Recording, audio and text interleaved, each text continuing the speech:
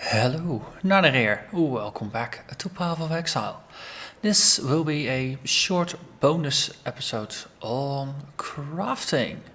And the reason for that is because I recently acquired the Jeweler's Touch Prophecy, which reads you will create a fully linked 5-socket item with a single Jeweler's Orb. You usually burn quite a bunch of orbs of fusings in order to turn a item that has 5 sockets into something that actually has 5 links, and now being able to do it with just a single Jeweler's Orb, absolutely brilliant. So one caveat if you're going to do this yourself, if you have an item that already has 5 sockets on it, it's not going to work because it already has reached the limit and it's going to tell you, well, I can't upgrade anymore.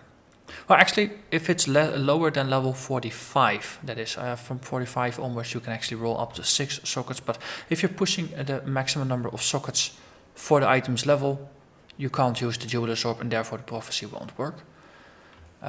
Which I discovered when I had a 5-socket item that didn't have the links yet, and I tried to re-record the previous incarnation of this video. So, Sleek Coat is level 44. I'm level 46, so for me this is the level appropriate shadow armor to wear. So let's go through the steps. First step is going to be to add quality to it. While it's white, adding quality gives you 5% quality. If it's blue, you only get 2%. If it's yellow or unique, you only get 1% quality. So you want to do it before you start doing anything else with it. So next up, we are going to add sockets to it. So Jeweler's Orb, which is prophesied to turn this into a 5-link. The jeweler leaves It just did. 5 fingerprints and connects them with a single thread. So this is already a very nice armor, but we can make it nicer. So we take a nice Orb of Alchemy, which is guaranteed to turn it into a rare. Especially with an item like this, if you already have your 5-link setup, you wanna elk it and then pray to Kuduku, RNGesus, or just simply hope for the best.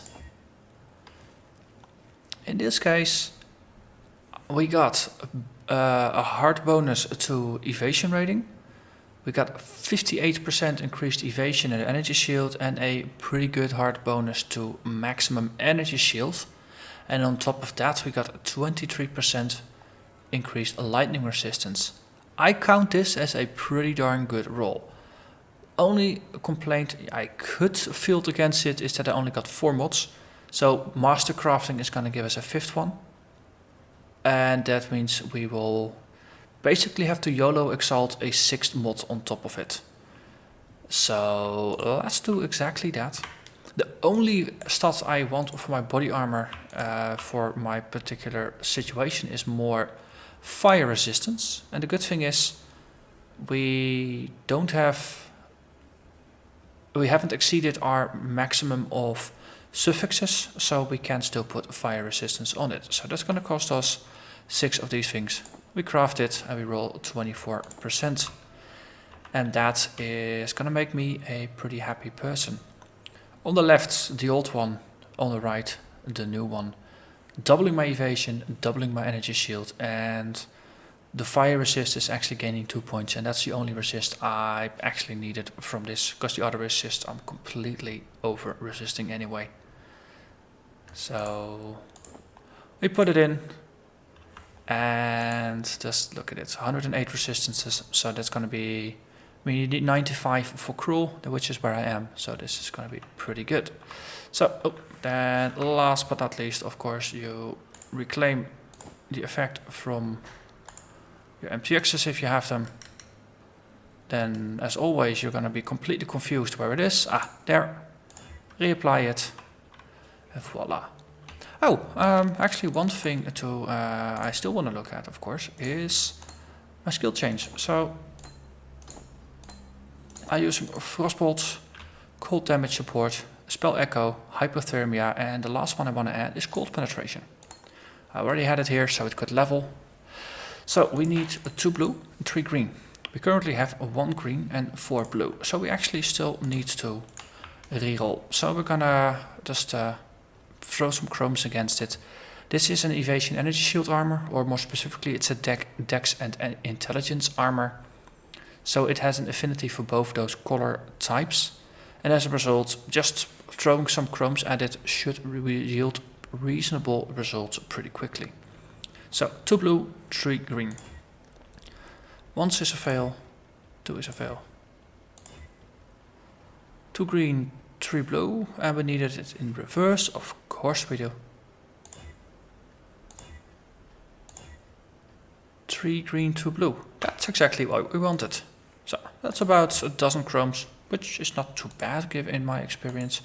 So we put back Frostbolt, Spell Echo, added gold, Hypothermia, cold penetration, and then, last but not least, re-equip Frostbolt, and it now pierces 25% cold resistance on top of everything else. So by itself it does a boatload more damage.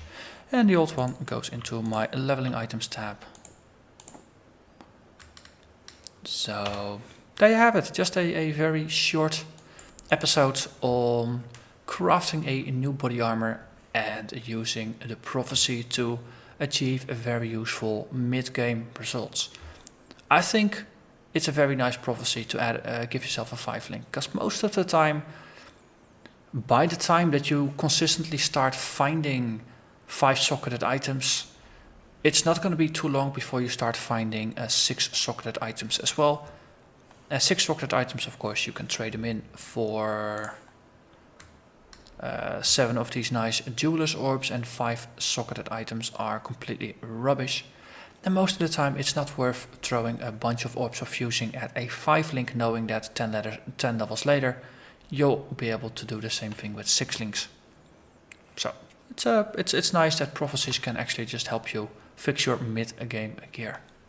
But that's it for this episode. Gonna thank you very much for watching, and I hope to see you again in the next episode, which of course will be a regular episode where we continue in Act 1 of Cruel, going after the Warden. So, see you next time. Bye bye.